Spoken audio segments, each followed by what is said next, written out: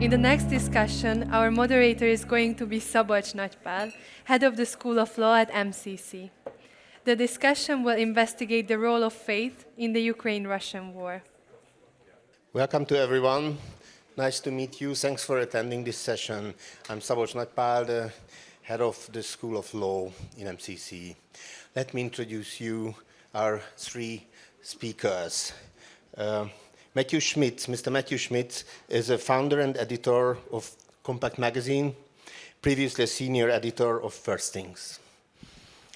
Carsten Rentzing is a representative for Central and Eastern Europe in the United Evangelical Lutheran Church of Germany, previously the regional bishop of the Evangelical Lutheran Church of Saxony.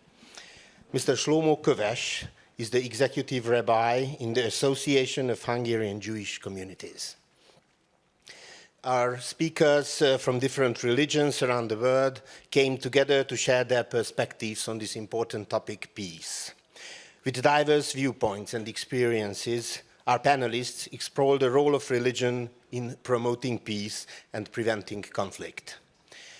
Please, if you have questions, use the application Slido and the event code you can find in your guest card. It's the same as in the previous lecture and panel. My first question is, what does your religion and denomination teach about war in general? Can war be moral or just at all? Well, cards on the table, I'm a Catholic. And I'm here above all today to praise Pope Francis, who I think has distinguished himself not only as a religious leader, but among the heads of state in Europe. He's been almost, though not quite alone, in consistently calling for peace in Ukraine. This past Ash Wednesday, close to the one-year anniversary of the conflict, he called for the leaders of all nations to work in concrete terms for an end to the conflict, the creation of a ceasefire, and the establishment of peace.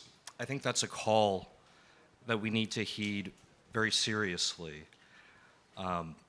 And it's one that is not being listened to at present.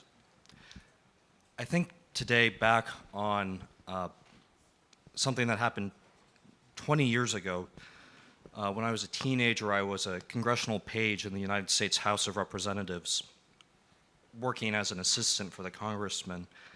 And I was on the floor of the US House when they passed the resolution authorizing use of military force in Iraq. At that time, the Pope, John Paul II, opposed that intervention. His voice was not heeded. His counsel was rejected, often in very impressive and eloquent terms, by leading foreign policy experts in America, by leading Catholics, by leading Christians, by people of undoubted goodwill. They didn't heed his advice. And I think we would be much better served today if we would listen to the advice of Pope Francis. At first, I thank you for your invitation. I think it is a very important topic we discussed, and but I am a little bit excited because I am not an expert of peace research, and I'm not an expert of war and military conflicts. But as an evangelical Lutheran priest and as a former bishop, I represent the doctrine of the Christian Church, and I think peace is one of the main values of the Christian faith. As a Lutheran, evangelical Lutheran, I represent the two-regiment doctrine of Martin Luther, and I want to tell you something about this at first. Two-regiment doctrine means that God rules this world with a sword and with the gospel. With a sword, the weapon in your hand, the old weapon in your hand, the state, on behalf of God, restricts evil in the power. With the gospel, the church, only preaching without any violence, pulls the roots of evil out of the hearts of humankind. As a member of the state, you may wield the sword. As a Christian, you must suffer evil for the sake of the gospel. That's our faith. And you must suffer evil for the sake of the gospel without using violence to defend yourself.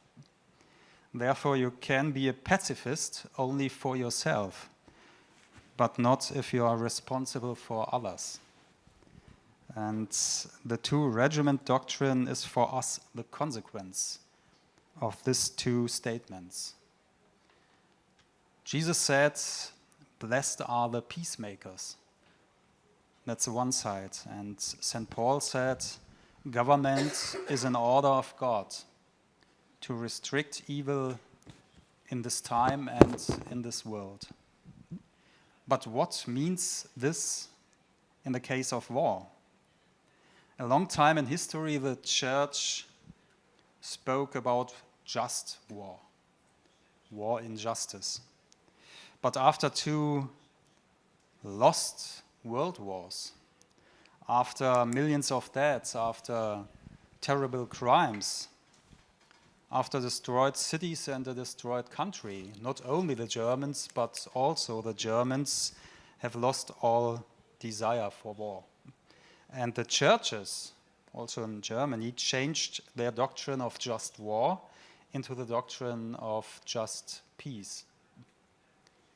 Because we know that war is never the will of God. God's will is life.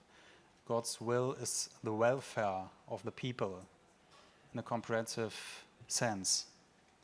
Therefore, war cannot be moral. And I think all religions worldwide will agree.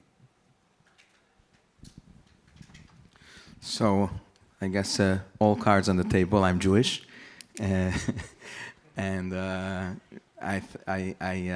in a bit of a different position, I guess, than my Christian colleagues for many reasons. And I thought, when thinking about this question, when coming to this discussion, and thank you for the respectful invitation, I thought to, on one hand, speak a little bit historical or a biblical approach, because I guess that's for sure a common ground between us sitting here. And I think anyone that reads the Bible at first read cannot not come across the many wars that are in the Hebrew Bible. Speaking about the war of Israel, when coming from Egypt and conquering the Holy Land. And then later, in the later books of the Hebrew Bible, I mean, whoever read the Bible knows that a pretty big percentage is about different wars. And still, the Jewish take on these stories of the Bible always emphasize that this is a unique story for a unique time in history, with the unique presence of some godly revelation, and it's not something to be taken as an example or a positive example for later generations. And if it's in the Bible, then it's there for the metaphorical lessons that we could take from it, and not to take it as a path that we should follow. War is never a good option. And in Jewish law, in general, in the Talmudic law, any violence, not only war on a national scale, but any violence is allowed only if it comes out of self-defense. And that is true for war in general as well. So much so that Maimonides, who was one of the greatest Jewish and also by Muslims and Christians well-respected philosopher of the Middle Ages, writes that even the wars of Israel, the so-called holy wars of the ancient times, when it was in the purpose of conquering the Holy Land, violence was not the first option, and the Canaanians were offered to make a peaceful agreement, which is important when reading these texts. On the other hand, if we look in the Bible, in the Hebrew Bible, we see that peace is one of the values which is mostly respected. I mean, we probably all heard of, and I think Christianity has a very strong take on the different prophecies of Isaiah when speaking about a utopia, when there will be no wars and no nation will lift up a weapon against each other, and they won't know any more wars, and there will be an ultimate peace in the world. In Hebrew, the word shalom is also the name of God, and the only blessing which is actually in the 5 books of Moses, the blessing of the priest, which we recite till this day in our liturgy, is a blessing of peace. So I think in general we can say that it's probably not very much surprising that the Judeo-Christian tradition admires peace and not war. And then speaking from a historical point of view, or speaking more of a contemporary point of view, the Jewish communities in Europe obviously have a very different and a very ambivalent relationship with war. And without getting into too much details about it, I just would like to bring it to our respectful audience's attention that Jews in Europe for the last 2,000 years were not allowed to wear arms up until the end of 19th century and the early 20th century. And the first time Jews took part in wars, in national wars, it was the First World War, when this was on one hand part of their integration, assimilation process, and also their acceptance into the local national environment. So they were on one hand proud of fighting a war, at least in the beginning of these wars, and especially I'm speaking about the First World War, obviously. On the other hand, they came across a situation where a French or a German or a Hungarian Jew were fighting a war against another Jew from another nation in Europe, and this was a very ambivalent situation. And then obviously, you mentioned the two world wars and their important lessons. I think we don't have to emphasize how much the Second World War gave a strong lesson to the Jews in Europe. And then obviously, I'm sure we might mention the situation in the Middle East later. The idea, the thirst for peace, I think, is there also today in Israel's ambitions, despite the fact that it's a lonely country in a very violent environment. If we can speak about just war, bellum justum, then we can also speak about just peace, as you mentioned, pax justa. But how would it look like? What would be the characteristics of a just peace, especially after fervent war?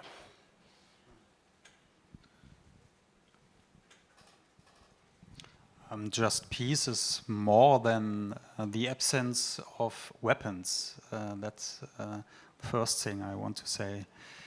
Peace needs justice. That is the reason why we speak about just and peace. And this justice must sometimes be protected.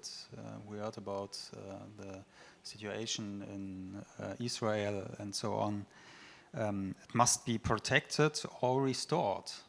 It could be a situation that justice must be restored because it's not peace if there are only weapons absent. It needs for peace also justice.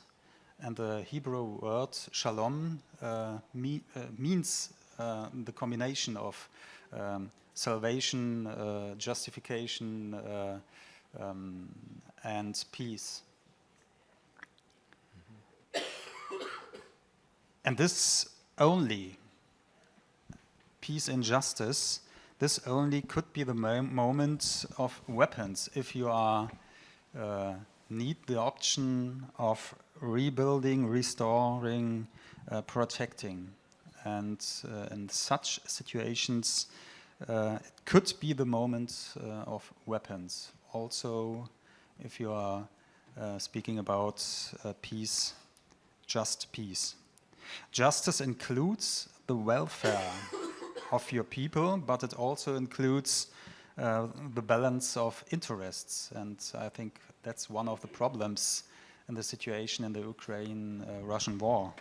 And justice means you have to end the use of weapons as soon as possible. And that's also a problem in the conflict today.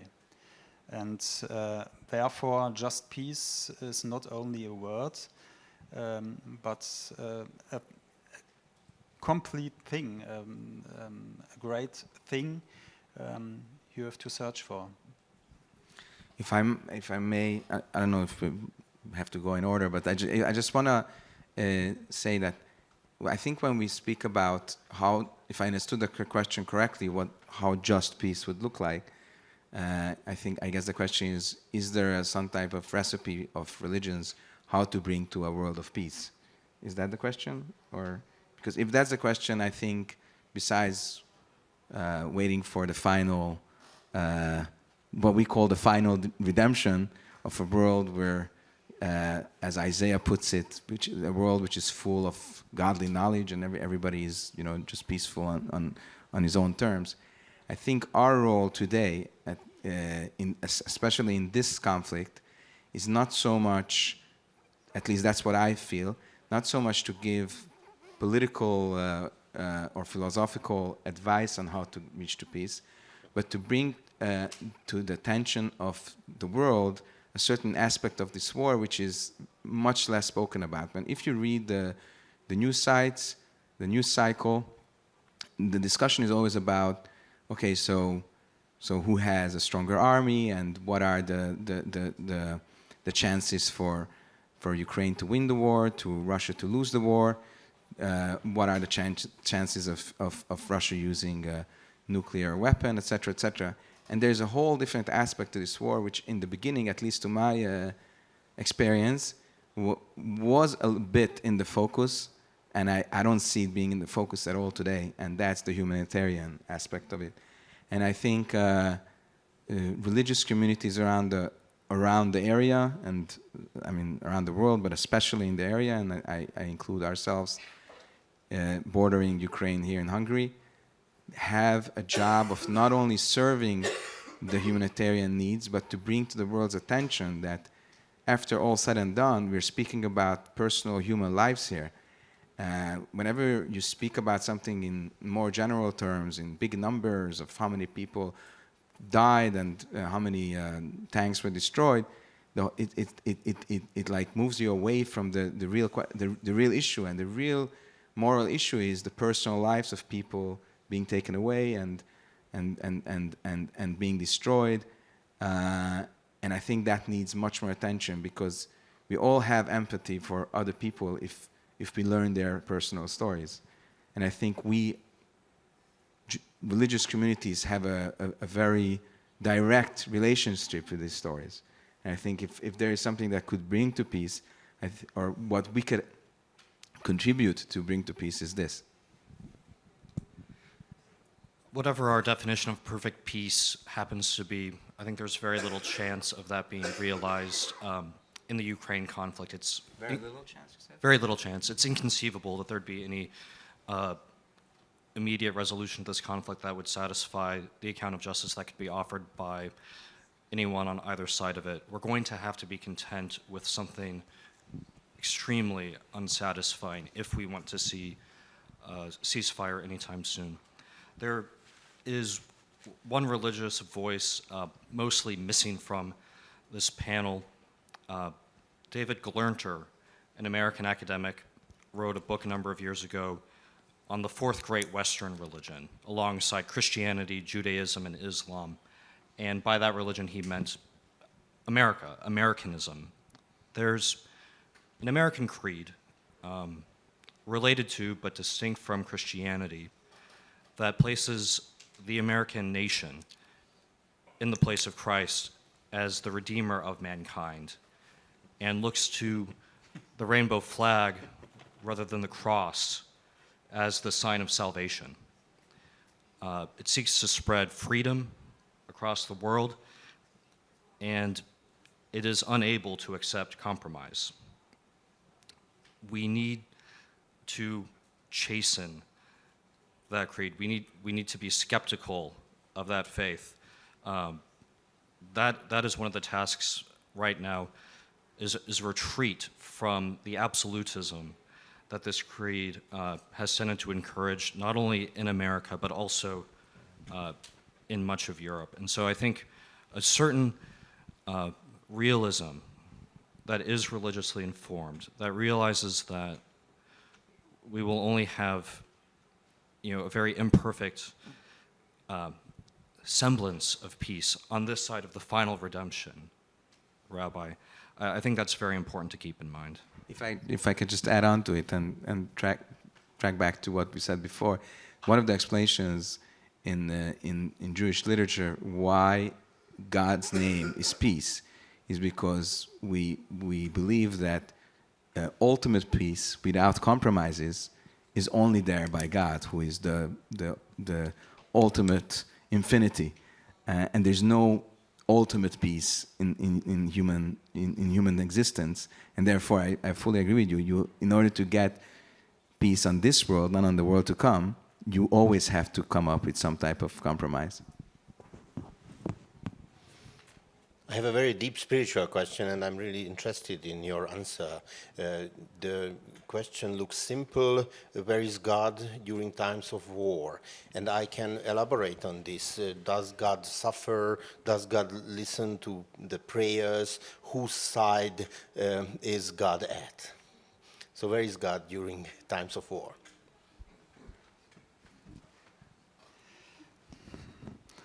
I have only a short answer for you.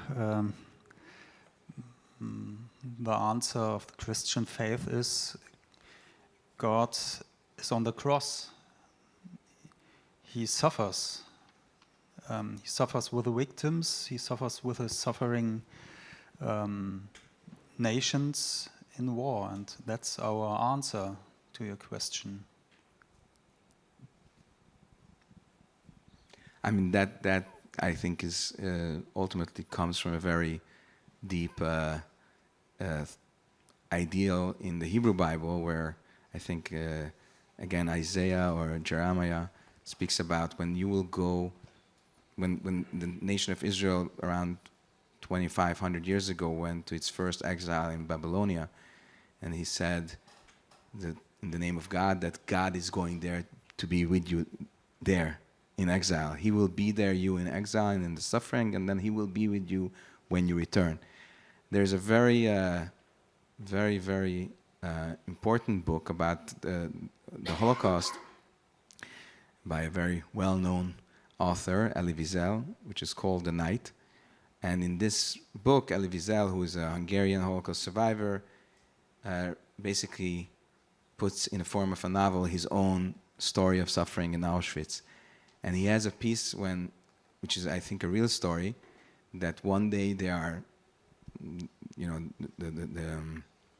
standing in Auschwitz, and an SS comes and takes a few people out of the group, and they hang them on a tree. And a few of these people are so weak and so skinny that their own weight of body doesn't pull them down, and they're suffering and struggling there, hanging on the tree by their neck for a long time. And people are standing there, and everybody is shocked, and then suddenly someone calls out and says, "Where is God? Who is God? Where is God?" in Yiddish. And then someone answers, he's there on the tree. So, yeah. I can only echo those remarks. Christ is present wherever there is suffering. And then I'd say that we also see him anytime a man lays down his life for his brother. Thank you. In Europe and in the US, there is a huge anti-Russian atmosphere in public life. How can we preserve the treasures of Orthodox religion, denomination, as well as Russian culture for the sake of the whole world? And how will it be possible to bring them back to the fore after the war? If Alexander Solzhenitsyn were alive today, it's inconceivable that he would be welcomed in America. A man of his opinions would never be permitted to give a commencement address at Harvard University as he did when he came to the United States. I think that is a sign of the considerable narrowing of opinion that has occurred in societies that celebrate themselves as free and democratic. We have seen in the United States attacks on Russian restaurants, of course, well-covered cancellations of Russian artists. I tend to see these cancellations as part of a much broader trend. It's not simply Russian culture or Russian figures who have been subject to a kind of censorship in our societies. It's people who have conservative views, people who are traditionally religious. American campuses are not welcoming to people who say have the Christian or the Jewish view, traditional view on sexuality. They're actually increasingly and very notably hostile to Jews in particular. So there's a great narrowing going on. It has swept up Russian culture, but not just Russian culture. So I do hope that people are not refusing to read Tolstoy or to watch Bondarchuk's adaptation of War and Peace. I hope they're listening to Shostakovich. But I think it's not just the kind of universal inheritance that we have in Russian culture that is at risk, but also cultural items that are maybe kind of more properly associated with the West or with Western Europe. You mentioned the riches of Byzantine Christianity, of Orthodoxy. It's not only those riches, but also really the liturgical and cultural riches of Latin Christendom, which are much neglected, or they aren't suppressed. So I think we should be willing to celebrate what we share, the kind of the true kind of spiritual universalism that's expressed in the greatest art, by enjoying, of course, the great works of Russian art, but also of other works which I think are, at times no less under attack. I was very shocked when I heard that they took away the books of Pushkin, Dostoevsky, Tolstoy, and others out of the bookstores and libraries in Germany and in other places in Europe, I think so. I cannot understand this kind of reaction, I must say. The Russian culture is a part of our own mindset. It's a part of our own culture and history as European nations, and therefore we don't have to forget them. There will come the moment that the war ends, and then we need contacts to the Russian culture and to Russians and also to Ukrainians, but also to Russian people. And we hope that the moment when war ends is a moment of reconciliation. It's another religious terminus. We need reconciliation to build an order of just peace on our continent.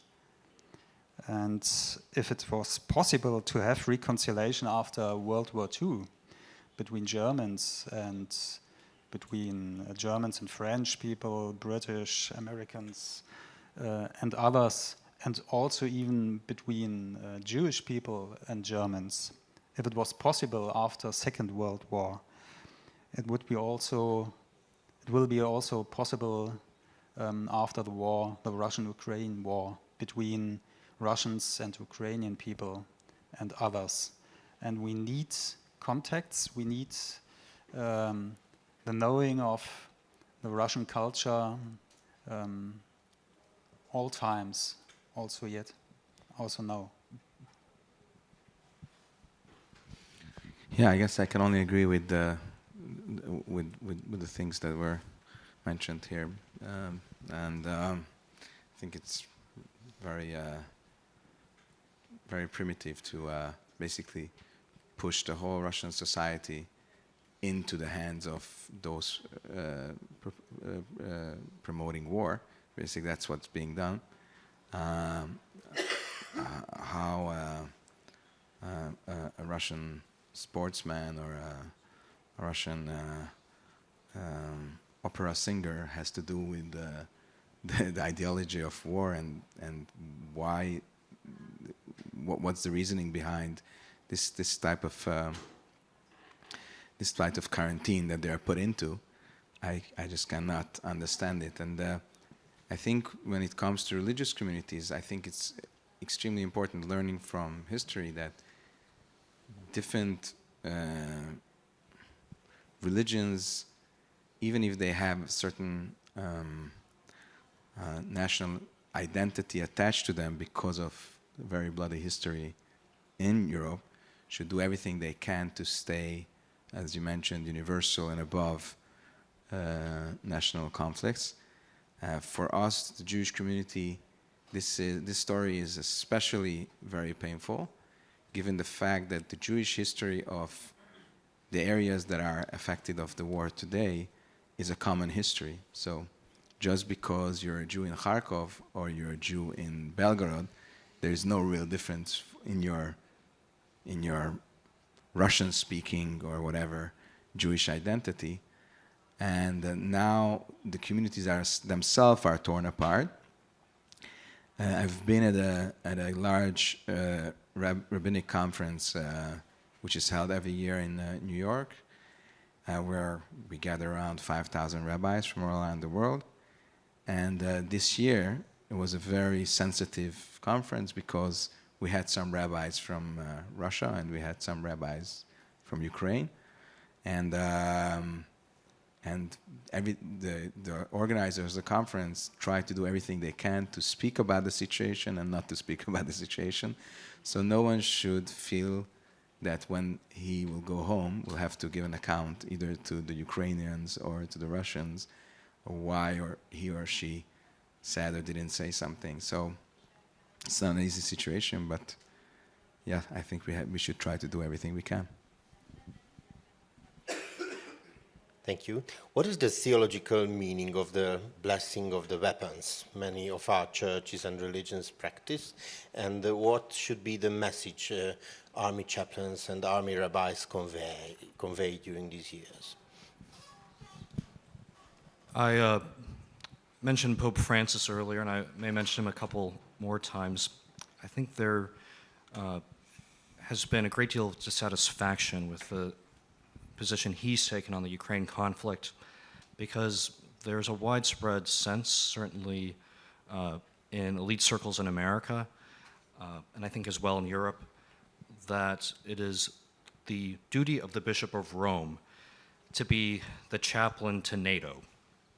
And I think Francis has shown a sounder instinct in not doing that. And it's not just because he's the leader of a global church and that the Catholic population of the global South has greatly increased relative to the Catholic population in Western Europe. In short, it's not just because he has concerns that lie outside Europe, or that and it's certainly not that he's in any way indifferent to the conflict, but I think he correctly intuits that it's not his place as a religious leader to bless, directly one side in this conflict. That said, of course, there are chaplains, including Catholic chaplains, certainly in the Western armies, and I think I'll defer to the actual religious authorities on the panel to speak about their role. I'm not the chaplain of the NATO, but we have, as Lutherans, also pastoral care for soldiers. And it could be that in the past, that priests blessed weapons.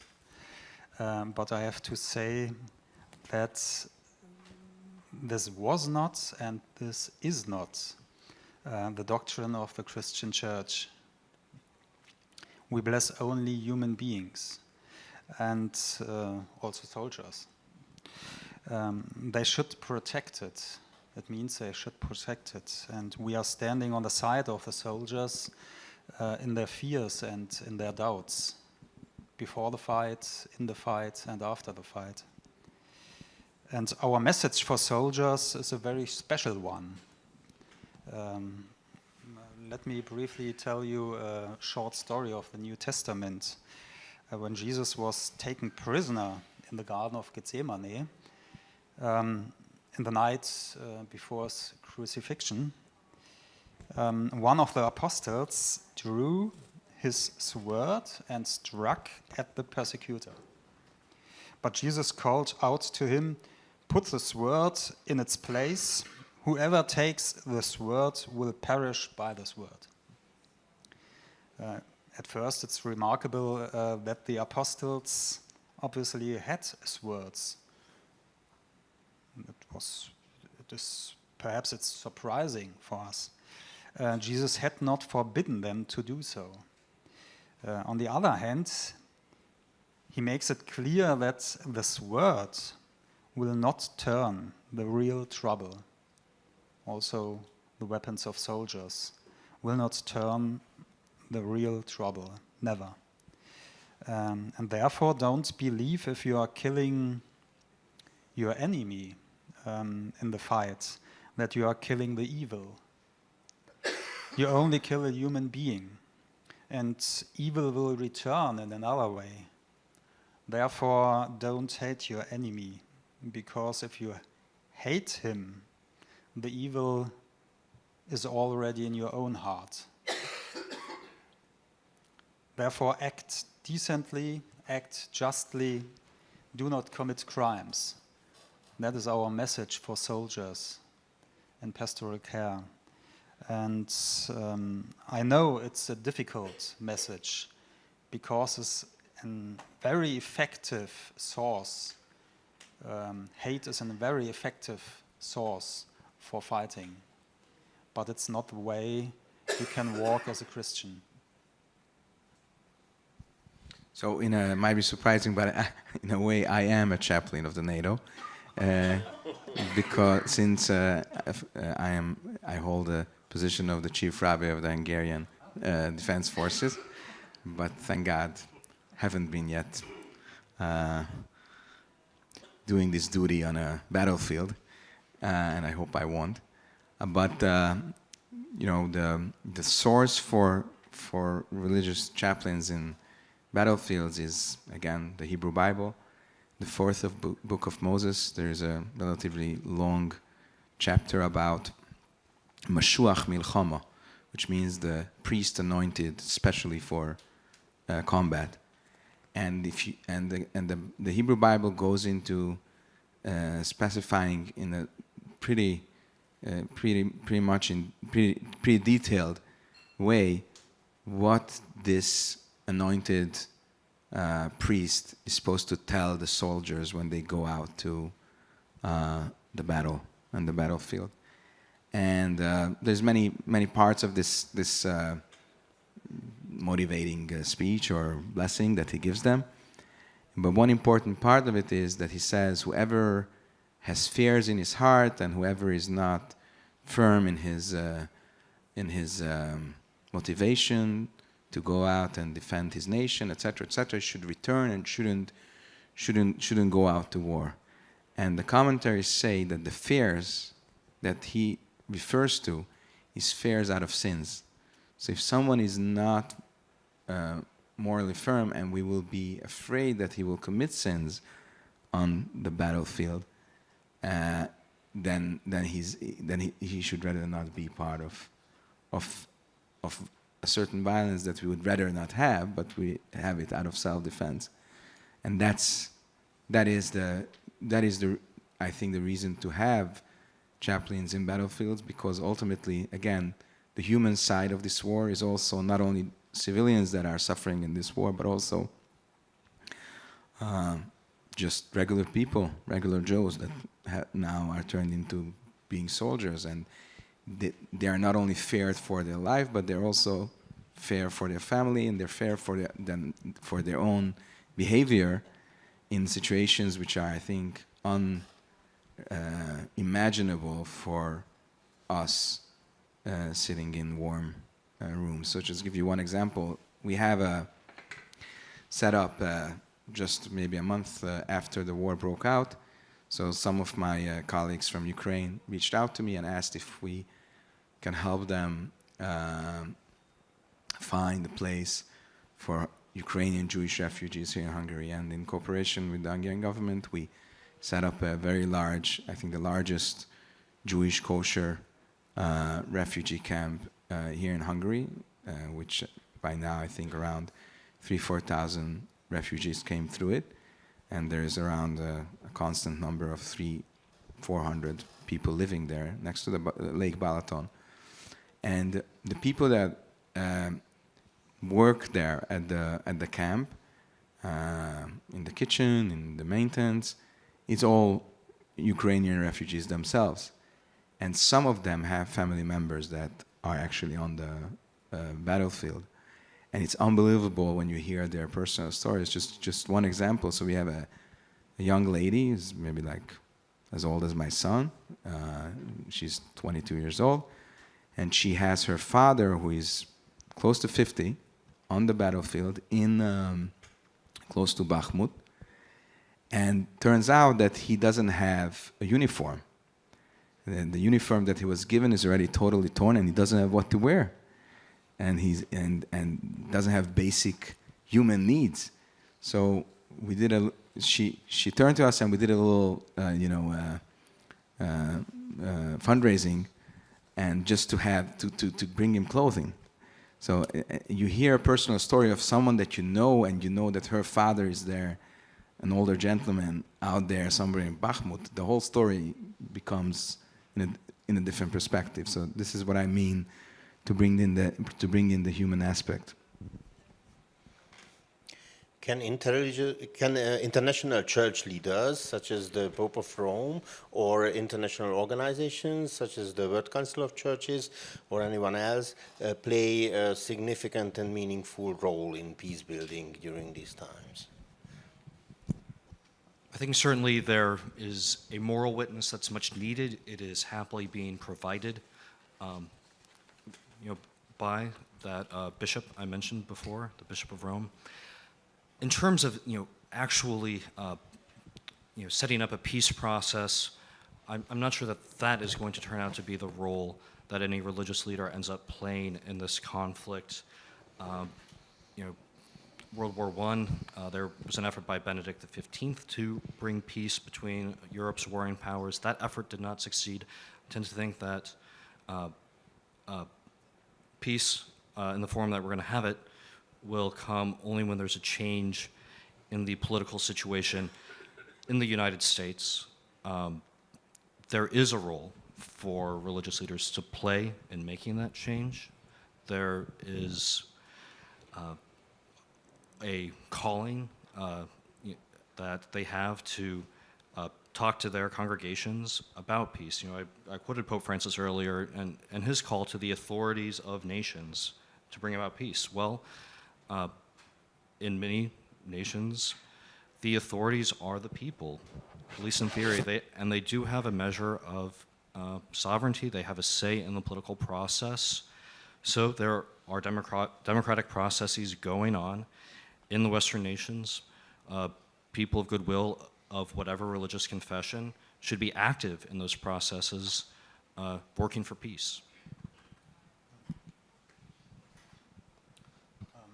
As a Lutheran, it's not my task to support the Pope, but I must support him now. You still can. I must support him now. We know that the Pope started a diplomatic offensive in these days. In the past, the Pope was very successful with such offensives, without noises in the surrounding. You don't hear anything about that. But we know it was successful in the past, and we can hope that it could be successful in the present. We will see what happens. The World Council of Churches has no power to change politics. It's a free assembly of very, very different churches, but they used their possibilities as a World Conference, as a World Council.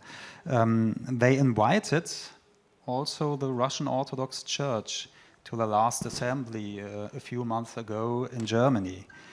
And they cultivated their relations to the Russian Orthodox Church, and I think it's necessary. If you want reconciliation, if you want an end of the war, and if you want an end of propaganda. Thanks for the many excellent questions. I chose one. What is the impact of the war on Jewish and Christian community in Ukraine and Russia? So, obviously, I can speak on behalf of the Jewish community. A very dramatic, I would say. So, I think first you have to understand that European Jewish culture is very much rooted in this area of Ukraine and Russia, as I mentioned before. Just enough to think about Fiddler on the Roof or Shalom Aleichem or Bashevich Zinger, or we can go on and on. I think it's needless to say. And Jewish communities, and especially religious communities in former Soviet Union, have greatly suffered, especially in Ukraine, have suffered, I would say, in a double-folded way in the Second World War and the Nazi killings of Jews. I mean, the first Einsatzgruppe were in Ukraine. Babi Yar is in Ukraine, and then by Stalin before that, basically annihilating Jewish life in general in the whole of the USSR, and with a special emphasis in this area.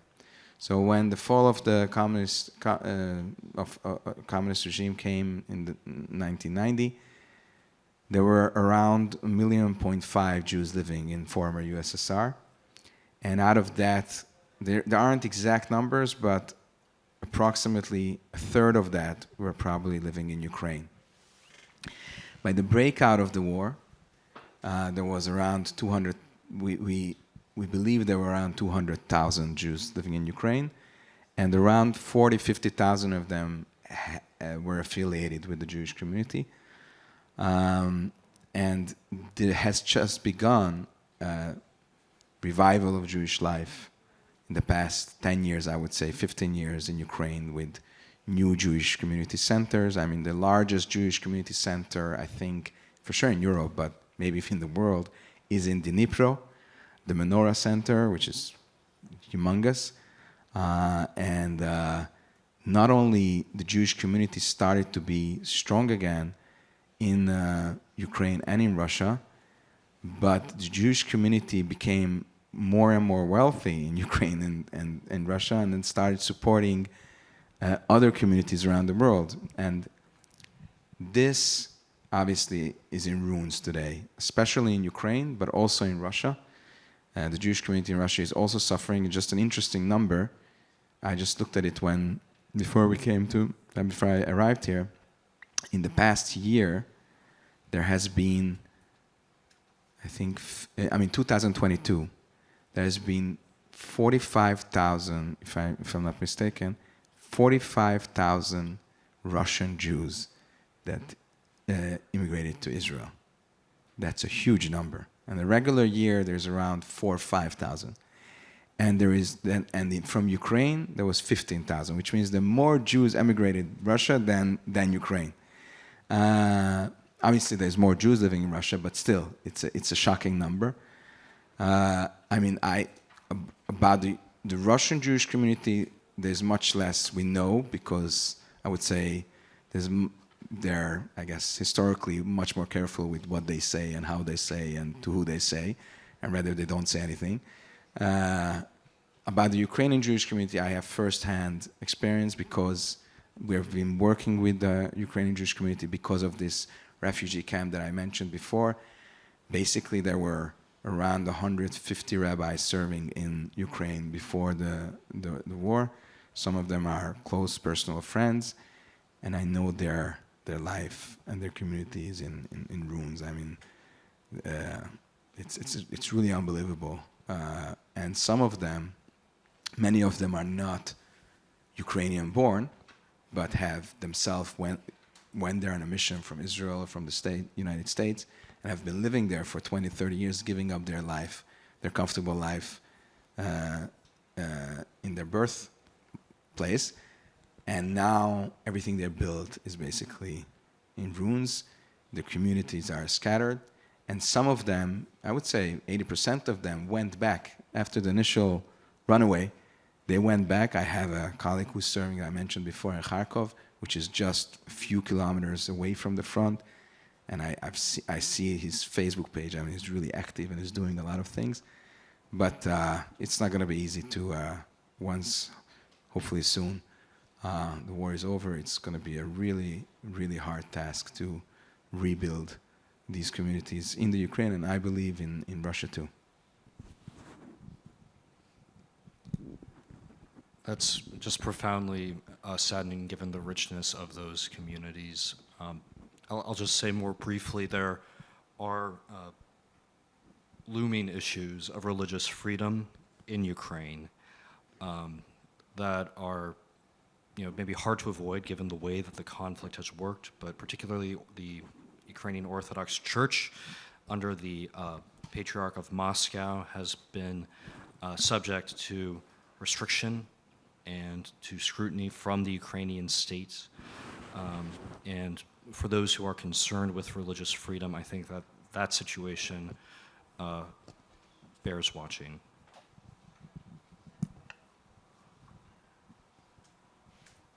Thank you very much. Time is up. Mr. Matthew Schmitz, Mr. Carsten Rentzing, Mr. Slomó Köves, thanks for sharing your wisdom and insight with us. And let there be peace, shalom in the world. Amen. Thank you. Amen.